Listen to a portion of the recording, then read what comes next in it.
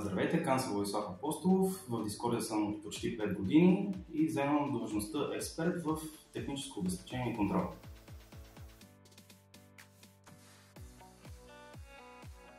Започнах работа в Discord по препоръка на мой приятел, също така ми харесва работата с тежкотоварни автомобили.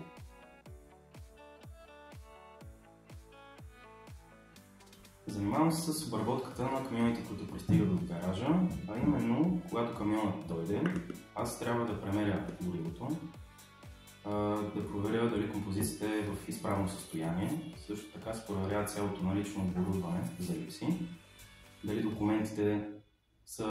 Ако се налага на паркинга, отстраняваме дребни щети, правим леки ремонти, ако повредата е по-сериозна, моята работа също така е да закарам и камиона в сервис, където щетата да бъде отстранена или да бъде поправена. Също така, ние асистираме на водачите, като ги караме до други държави, Белгия и Холандия, за да докарат нашите нови камиони. Също така, за коледните празници ние помагаме на нашите водачи, за да се приберат и да бъдат със семействата си.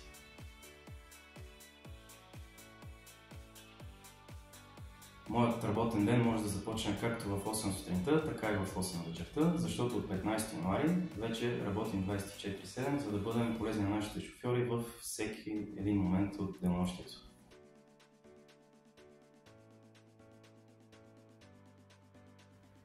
Харесва ми, защото позицията, която заемам, е доста гъвкава. Работя както в офис, така и навън, също така карам и камиони.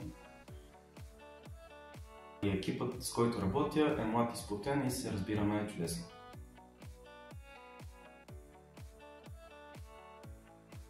Вече съм препоръчал мой приятел, който работи тук от почти година.